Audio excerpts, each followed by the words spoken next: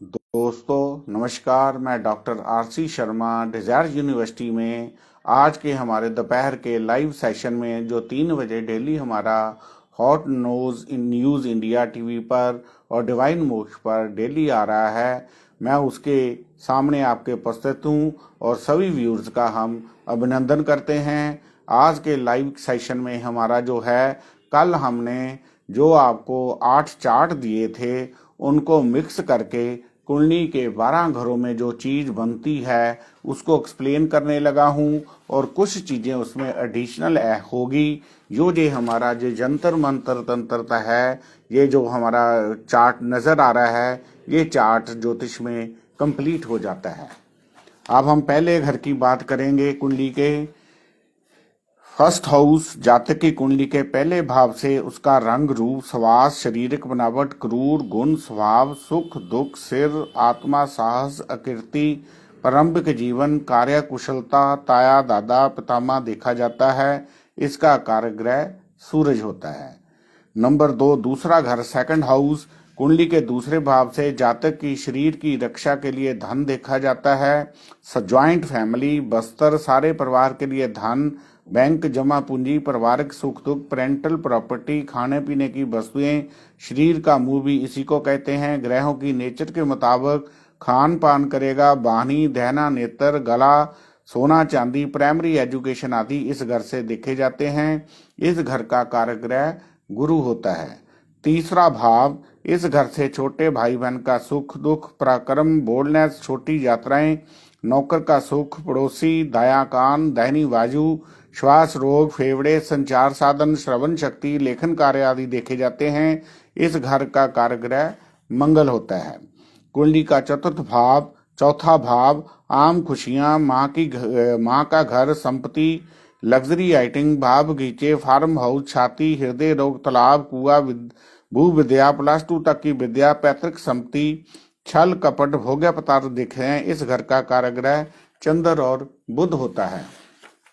कुंडली का पंचम भाव संतान के सुख दुख, ग्रेजुएशन, पोस्ट ग्रेजुएशन, विद्या, ख्याल, विवेक, सोशल सर्कल, प्रेम भाव, दोस्ती, विचार शक्ति, सट्टा, लॉटरी, शेयर मार्केट आदि इस घर से देखे जाते हैं। प्रबंधक शक्ति, इच्छा शक्ति, मंत्र शास्त्र ज्ञान, पूर्व अध्यात्म घर से देखी जाती है। इस घर का कारग्रह गुरु होता है। इस घर के 6th हाउस इस घर से सारे दुश्मन, रोग, कर्जा, चिंता, पीड़ा, दुर्घटना, चोट के भाव, हानि, नानके, सौतेली मां, गुप्त शत्रु, मुकदमा, कोर्ट कचहरी, क्लेश, विद्या विघ्न, अपयश, कलंक, विश्वासघात, नाभि आदि इस घर से देखे जाते हैं।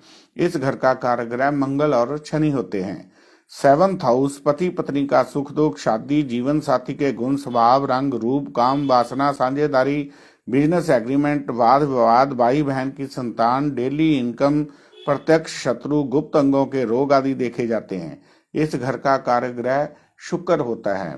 8म भाव इस घर से जीवन मृत्यु, आय, मृत्यु के कारण मानसिक चिंता, समुद्री धाप, भयानक रोग, आघात, शत्रु भय, पिछले जन्म से संबंध, बड़ी दुर्घटनाएं, सडन एक्सीडेंट, पति या पत्नी का धन, काम विकार, गुदा के रोग, शमशान, डोमिनेशन, ससुराल की स्थिति, नीचे काम करने वाले कर्मचारी, सुख दुख आदि देखे जाते हैं।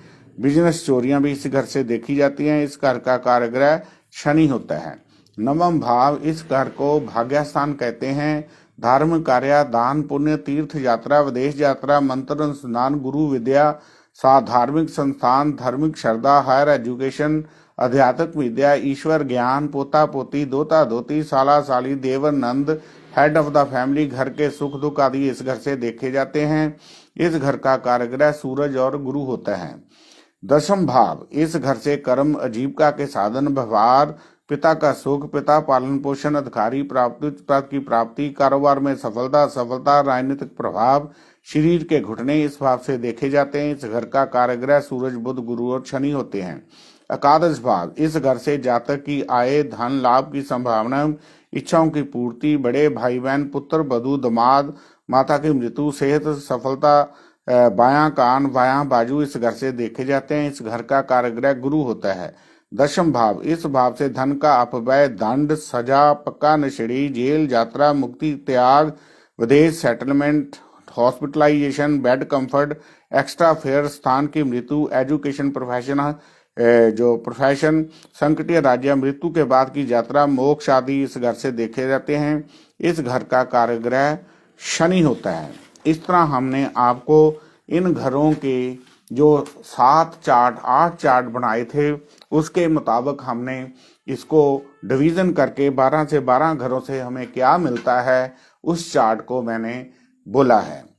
अब क्या है कि आगे के सेगमेंट में हम बताएंगे कि हर ट्रेड की अपनी अपनी भाषा होती है, उसी तरह ज्योतिष की भी एक भाषा होती है जिसके अनुसार हमें प्रेडिक्शन के लिए फर्स्ट स्टेप मिलता है। वो क्या है? जैसे हमने कुंडली के 12 घर आपको बताए हैं, पहला, चौथा, 7वां, 10वां घर को केंद्र स्थान कहते हैं। इनके स्वामी कुंडली में जहां भी पड़ेंगे उस घर के रिजल्ट को पॉजिटिव करते हैं। 1, 5, 9 को त्रिकोण भाव कहते हैं। इनके स्वामी भी कुंडली में जहां बैठते हैं उस घर को पॉजिटिव रिजल्ट देते हैं। इन घरों को ब्रह्मा, विष्णु, महेश भी कहा जाता है। ब्रह्मा जी ने जैसे सृष्टि की रचना की तो 5वें घर से हम बच्चे पैदा करके ब्रह्मा जी का रोल करते हैं, इसलिए 5th हाउस को ब्रह्मा जी कहा गया है। हम बच्चों की पालना करते हैं तो विष्णु जी का रोल करते हैं। यदि हमारा बच्चा को कोई प्रॉब्लम आती है तो हम पहले घर से महेश का रोल करते हैं। इसीलिए जो एस्ट्रोलॉजर हैं, भगवान के नामों पर ये घर होने के लिए ब्रह्मा, विष्णु, महेश का जो स्टोन है वो सजेस्ट किया जाता है। इसी तरह तीसरे और 11वें घर को मिक्स घर कहा गया है। ये घर 50% पॉजिटिव और 50% नेगेटिव रिजल्ट देते हैं। इसी तरह दूसरे और 7वें को मार्केश कहा गया है। ये घर दुनियादारी के अच्छे रिजल्ट देते हैं, हमारी हेल्थ को खराब करने का कारण बनते हैं। इसी तरह 6, 8, 12 घर जो होते हैं ये कुंडली के त्रिक भाव यानी नेगेटिव हाउस होते हैं। इन घरों के स्वामी कुंडली में जहां भी बैठते हैं उस घर का नाश करते हैं। इस तरह हम 12 के 12 घरों के जो हमारे डिजिट आएंगे, ये जो डिजिट के स्वामी जिस घर में बैठेंगे उस घर के मुताबिक जो मैंने बोला है वो अपना रिजल्ट देते हैं। इस तरह हमारे 12 के 12 घरों के जो स्वामी हैं वो अपना वर्क करते हैं। बरीकी की प्रेडिक्शन के लिए आपको किसी भी घर की प्रेडिक्शन करनी हो तो उस घर का सिग्निफिकेटर वो आपने पिछले एपिसोड में बताया था। उस घर का स्वामी जो डिजिट वहां आएगा उसका लॉर्ड बनेगा। वो अपने भाव से काउंट करने पर 6, 8, 12 प्लेस होंगे या डायरेक्ट 6, 8, 12 घरों में प्लेस हो गए या 6, 8, 12 घरों के स्वामियों के साथ ज्वाइंट कंजंक्शन करेंगे या 6, 8, 12 घरों के स्वामियों की आस्पेक्ट दृष्टि इन पर पड़ेगी तो ये घर उन घरों के लिए नेगेटिव रिजल्ट देंगे। इसके अलावा जो हो वो पॉजिटिव रिजल्ट देते हैं। इस तरह हमारी जो प्रेडिक्शन है कुंडली की वर्क करती है। इसके आगे के सेगमेंट में हम ग्रहों की दृष्टियों के बारे में बात करेंगे जिसे एस्ट्रोलॉजी में आस्पेक्ट ऑफ प्लैनेट कहा गया है। इसके लिए 3 स्टेप 4 स्टेप हैं। पहला स्टेप है कि 7वीं दृष्टि सभी ग्रहों की होती है, यानी कि मान लो कोई ग्रह पहले घर में पड़ा है तो पहले को बीच में काउंट करना है तो 7वें घर पर उसकी दृष्टि पड़ेगी। इसलिए सभी ग्रहों को कहा गया है कि 7वीं दृष्टि होती है। और दूसरे स्टेप पे सूरज, चंद्र, बुध और शुक्र इन 4 ग्रहों की केवल एक दृष्टि 7वीं होती है। फिर उसके बाद शनि है 3, 7, 10, मंगल है 4, 7, 8, राहु, केतु और गुरु है 5, 7, 9। इस तरह हमने इनको ग्रहों की दृष्टि के हिसाब से वर्णन किया है। इस दृष्टि का जो इफेक्ट है बहुत ही पॉजिटिव इफेक्ट होता है। तो इसके कारण उच्च ग्रह की दृष्टि पड़ेगी तो वो उच्च फल देते हैं, नीच ग्रहों की दृष्टि पड़ेगी तो वो नीच फल देते हैं। इस तरह आगे हमारी जो कुंडली है वो वर्क करती है।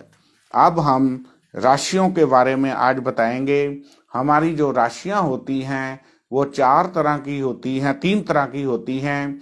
वो है मूवेबल जिसे चर कहा गया है, फिक्स राशियां, स्थिर राशियां, ड्यूल साइन, दो तरह की मतलब रिजल्ट देने वाली होती हैं। इसके लिए आप 4 का फार्मूला अडॉप्ट करेंगे तो ये राशियां मुंह जुबानी आप निकाल सकते हो। 1 में 3 जमा करेंगे तो 4 आएगा, 4 में 3 जमा करेंगे तो 7 आएगा, 7 में 3 जमा करोगे तो 10 आएगा।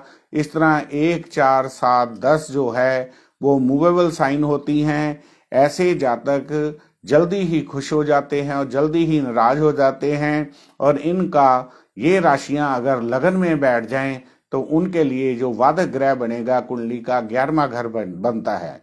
इसी तरह फिक्स राशियां होती हैं, 2 में 3 जमा करे जाओ, 2 + 3 5, 5 + 3 8, 8 + 3 11, 2, 5, 11 जो राशियां हैं ये फिक्स राशियां होती हैं। इनकी क्या क्वालिटी होती है कि ये लोग जल्दी नाराज नहीं होते, यदि हो जाएं तो जल्दी मानते नहीं हैं। इनका जो कुंडली का वादक ग्रह है वो कुंडली का 9वां घर बनता है।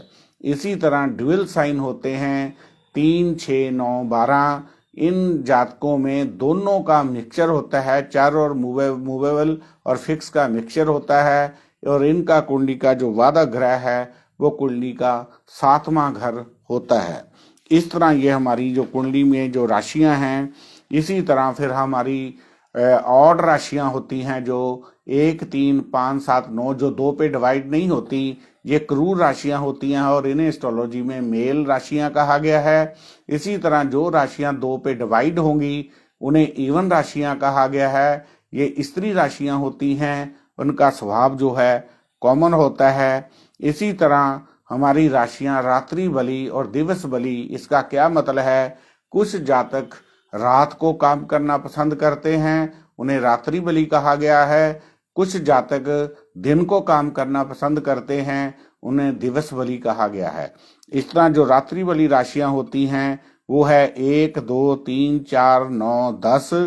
ये राशि वाले रात को काम करना अधिक इन्हें पसंद होता है। इसी तरह 5, 6, 7, 8, 11, 12 जो राशियां हैं ये दिवस वाली राशियां होती हैं। ये जातक जो है दिन में काम करना पसंद करते हैं। इस तरह हमारे जो प्लैनेट है और राशियां हैं ये वर्क एस्ट्रोलॉजी में करती है। उम्मीद है कि आपको ग्रहों और राशियों के बारे में ज्ञान हो गया होगा, क्योंकि हमारे ये 4 जो एस्ट्रोलॉजी की इमारत हैं उनमें से मेन जो दीवारें हैं प्लैनेट, राशियां और नक्षत्र और कुंडली के 12 घरों को कहा गया है। इन चारों का आपको मैंने 3 एपिसोड में बड़ी डिटेल में इसकी बात की है। अब क्या है कि हमारे जो ग्रह होते हैं वो कुंडली में जो उसकी डिग्रीज लिखी होती हैं, हर ग्रह के अंदर किसी के 7 डिग्री के 8 डिग्री ऐसे डिग्रीज लिखी होती हैं कि कौन सा ग्रह कितने डिग्री का होता है। ये मैंने पिछले एपिसोड में बताया था कि एक ग्रह है जो एक राशि से दूसरे जाने के लिए 30 डिग्री जो है वो रास्ता कवर करता है।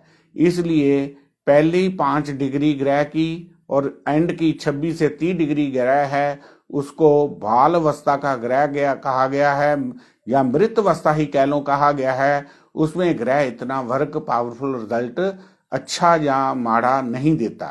उसके बाद है बाल अवस्था, हमारी 6 से 10 और उधर 20 से 25, ये चाइल्डिश ग्रह होता है। इसका भी फल जो है वो हल्का फल होता है। हमारा जो पूर्ण यौवन ग्रह होता है वो 10 से 20 डिग्री में होता है। एक एस्ट्रोलॉजर को देखना चाहिए कि जो 10 से 20 डिग्री का ग्रह है उसके अधीन राशियां जो हैं वो केंद्र या त्रिकोण की मालिक हैं या नेगेटिव हाउसेस की मालिक हैं। यदि वो केंद्र और त्रिकोण की मालिक होंगी तो उस ग्रह का रिजल्ट आपको, उन घरों का रिजल्ट आपको बहुत बढ़िया मिलेगा। यदि वो नेगेटिव हाउसों की मालिक होगी तो आपको वो पावरफुल ग्रह है वो नुकसान भी करेगा। इस तरह ये हमारा जो ग्रह है वो काम करते हैं।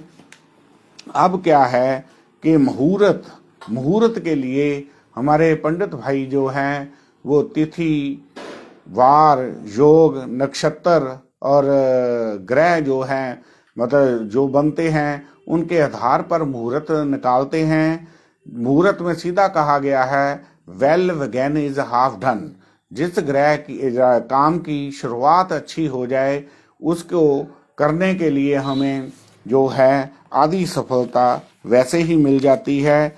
इसी तरह हम मुहूर्त में जो चीज़ों का यूज़ करते हैं वह मॉडर्न एस्ट्रोलॉजी में हम क्या है, जो ये पंडित मंदिर के पंडित जो 5 चीज़ें देते हैं, तिथि, वार, योग, नक्षत्र और करण।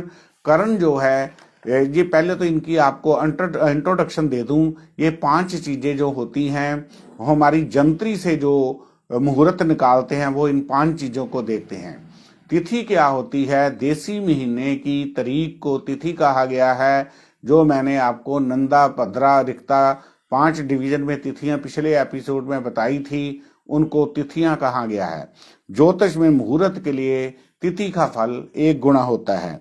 इसी तरह नक्षत्र जो मैंने 27 बताए थे उसका फल 4 गुना होता है। वार जो हम देखते हैं, शुभ वार या शुभ वार, उसका एस्ट्रोलॉजी में मुहूर्त में फल 8 गुना होता है।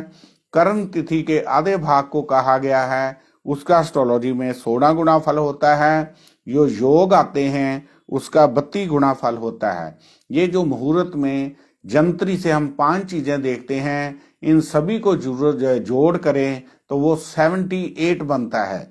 जब 78 बनता है तो इन चीजों की इंपॉर्टेंस जो है मॉडर्न एस्ट्रोलॉजी में कम हो जाती है, क्योंकि हमारे लगन का फल सबसे अधिक होता है, उसका 1000 गुना कहा गया है। जो हमारी राशि होती है उसका 100 गुना कहा गया है। और जो हमारी तारा ग्रह निकालता है, हमारा सॉफ्टवेयर निकाल देता है कि कौन सा ग्रह किस तारा में है, उसका 160 गुना कहा गया है। सो शुक्ल पक्ष में हमें चंद्रमा का फल लेना चाहिए और कृष्ण पक्ष में हमें तारा का फल लेना चाहिए। अब सबसे ज्यादा जो इम्पोर्टेंस है वो हमारे लगन की होती है, जिसका फल मैंने आपको 1000 गुना बताया है। 1000 गुना का मतलब होता है जब ये तिथि, योग, वार, नक्षत्र जो 78 मैंने गिने हैं, मान लो ये 100 भी बन गए, फिर भी 1000 में से 100 निकालें तो मुहूर्त में 900 गुना का फल बहुत बढ़िया होता है। सिर्फ आपने क्या देखना है कि जो लगन में आपके राशि पड़ी है, जो 2 ग्रह वाला प्लेनेट है, उसकी दूसरी राशि 6, 8, 12 घरों में नहीं होनी चाहिए। यदि मान लो आपकी एक राशि लगन में है तो दूसरी राशि 6वें घर में है, तो उसमें आप मुहूर्त कर लोगे, उस मुहूर्त पर लड़ाई झगड़ा जरूर होगा। मान लो लगन की दूसरी राशि 8वें घर में पड़ी है तो उसमें उस मुहूर्त में किसी ना किसी की मौत होती है। इसी तरह दूसरी राशि 12वें घर में हो तो जो काम आप 10,000 में करना चाहते हैं वो काम आपका 20,000 में होगा। इसलिए वो शॉर्टकट लगन का मुहूर्त उस जातक को ही करना चाहिए जिनकी दोनों राशियां लगन की जो मालिक हैं, जो वो केंद्र और त्रिकोण में पड़ी हो, तो लगन में मुहूर्त कर लोगे तो कोई दिक्कत नहीं आएगी। अगर दूसरी राशि 6, 8, 12 घरों में पड़ी है तो फिर लगन का मुहूर्त आपने नहीं करना है। फिर उसके बाद दूसरा स्टेप आपके पास आता है, वो आता है राशि। राशि में हमने बताया है कि यहाँ चंद्रमा आपका पड़ा होता है, वो हमारी राशि होती है। उसके ऊपर भी पीछे वाला लगन वाला फार्मूला ही लगेगा कि राशि की जो 2 प्लैनेट स्वामी है उसकी दूसरी राशि 6, 8, 12 घरों में होगी तो फिर आपने राशि का मुहूर्त भी नहीं लेना है। अदरवाइज ये दोनों स्थितियों में लगन या राशि की दूसरी राशि 6, 8, 12 घरों में है तो उसके लिए आप मुहूर्त के लिए आप लगन का जो मित्र ग्रह है, अपनी कुंडली से इंडिविजुअल हर किसी का अलग अलग होगा, लगन का जो मित्र ग्रह है वो 2 राशियों का मालिक हो जो केंद्र और त्रिकोण में पड़ी हो, तो उस ग्रह की होरा में या उस ग्रह के टाइम में आप किसी भी काम का मुहूर्त करोगे तो वो आपका काम 100% जो होता है वो सक्सेसफुल हो जाता है। यदि मान लो किसी कारण आपको ये कोई दिक्कत आए या टाइमिंग की वेट करने की जरूरत ना हो तो उसके लिए प्रभु ने बहुत बड़ा हमें सिस्टम दिया है।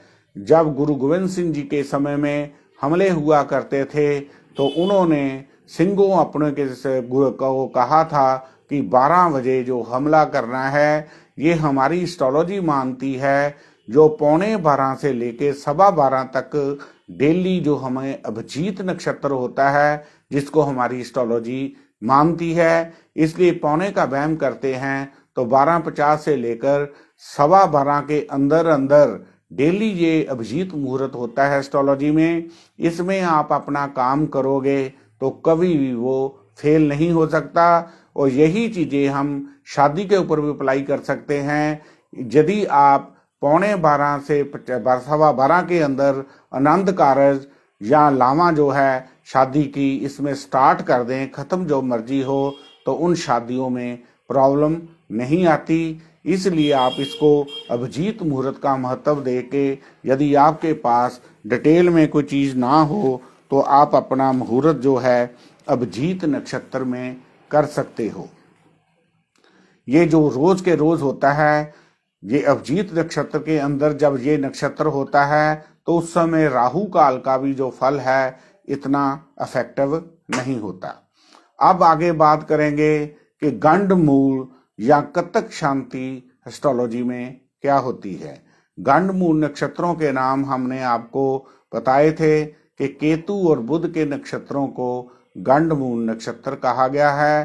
केतु के नक्षत्र होते हैं मगा, मूला, और बुध के नक्षत्र होते हैं अश्विनी, रेवती, और 3 नक्षत्र हैं। 3 उसके जो 6 नक्षत्र केतु और बुध के होते हैं उनको गंडमूल नक्षत्र कहा गया है। इन नक्षत्रों में यदि आपका बच्चा पैदा हो जाए तो गंडमूल शांति के लिए ही जो पैसा बहुत लोग खर्च कर रहे हैं, इसके ऊपर पैसा खर्च करने की जरूरत नहीं है। यदि आपके पास कोई आपका बच्चा गंडमूल नक्षत्र में पैदा हुआ है तो आप 7 जगह का जल ले आएं, 7 नलकों का, 7 शहरों का, यानी ट्यूबवेल 7 होने चाहिए। एक ट्यूबवेल के 7 घरों का पानी नहीं लेना।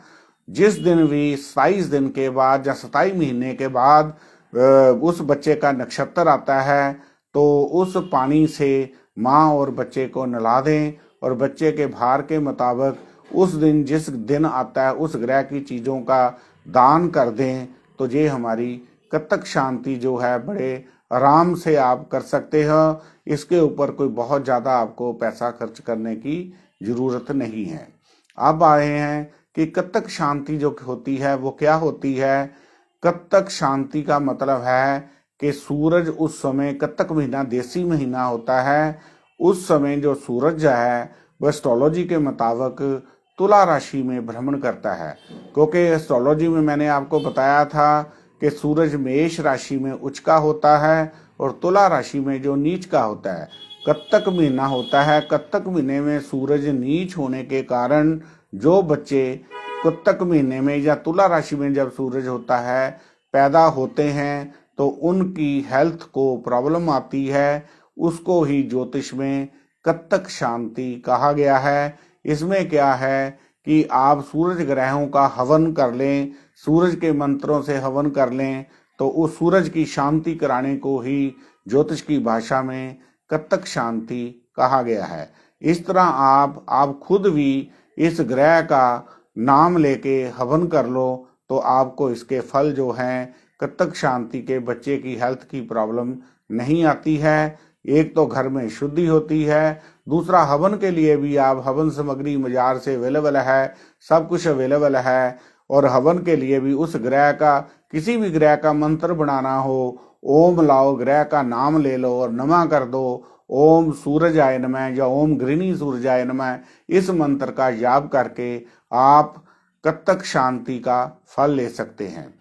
यदि आज का टॉपिक हमारा आपको अच्छा लगा हो तो हमारे चैनल को सब्सक्राइब करके सपोर्ट करें। मैं डॉक्टर आरसी शर्मा डिजायर यूनिवर्सिटी से सभी हॉट न्यूज़ इंडिया टीवी और डिवाइन मोक्ष के व्यूअर्स का धन्यवाद करता हूं, जो हमारी इस रोज के लाइव सेशन को सुन रहे हैं। जो सुन रहे हैं उनका धन्यवाद। आग अपने फ्रेंड्स को भी जिनका ज्योतिष में इंटरेस्ट है उनको भी आप रिकमेंड कीजिए कि इस चैनल को सब्सक्राइब करके 3 बजे का जो हमारा डेली लाइव शो आ रहा है उसका बेनिफिट लें। और ज्योतिष की बारीकी से बारीकी की जानकारियां या ज्योतिष में प्रेडिक्शन कैसे की जाती है या एस्ट्रोलॉजी कैसे वर्क करती है, सभी चीजें स्टार्ट से लेकर हर लेवल की एस्ट्रोलॉजी तक जो 3 सेगमेंट में हम आपको ये प्रोग्राम दे रहे हैं। हमारा जो पहली किताब ज्योतिष दिवाकर है उसका ये सेगमेंट चल रहा है। उसके बाद ज्योतिष मार्तंड किताब है जिसमें टेवा प्रोफेशनली आप कैसे बनाएंगे और प्रोफेशनली टेवा कैसे इसको स्टडी करना है, सारा ही कुंडली एनालिसिस का वो कोर्स है। तीसरा कोर्स हमारा एडवांस एस्ट्रोलॉजी है, उसमें पिन पॉइंट प्रेडिक्शंस कैसे निकालते हैं कि कौन सा काम किस चीज का बंदे की शादी या बच्चा कितनी तारीख को होगा। उस कोर्स में एडवांस एस्ट्रोलॉजी में डेट्स हमारी क्लिक करती हैं। इस तरह हमारा 3 सेगमेंट में जो हमारा स्टार्ट से लेकर अप टू PhD लेवल की कोचिंग हम इस चैनल के माध्यम से आपको दे रहे हैं। उम्मीद है मुझे कि आपको ये हमारा जो कार्यक्रम है पसंद आएगा। पसंद आए तो सपोर्ट करें, ना पसंद आए तो डिसलाइक करें। अपने कमेंट्स दोनों ही दें कि ये प्रोग्राम कैसा लग रहा है। यदि कोई बात हमारी समझ ना आ रही हो तो आप इस चैनल के ऊपर, इस चैनल के नंबर भी आपके पास आ रहे हैं, उनको बता सकते हैं या मेरे को खुद बता सकते हैं। कोई प्रॉब्लम हो मैं रोज ही आपको अपने नंबर, मोबाइल नंबर भी बताता हूँ। आज मेरा नोट कर लीजिए, मेरा नंबर है डॉक्टर RC शर्मा 9780050013 9888222326 डिजायर यूनिवर्सिटी जलंधर। धन्यवाद दोस्तों। डॉक्टर RC शर्मा डिजायर यूनिवर्सिटी से सभी व्यूअर्स का अभिनंदन करता हूँ। Thank you, welcome.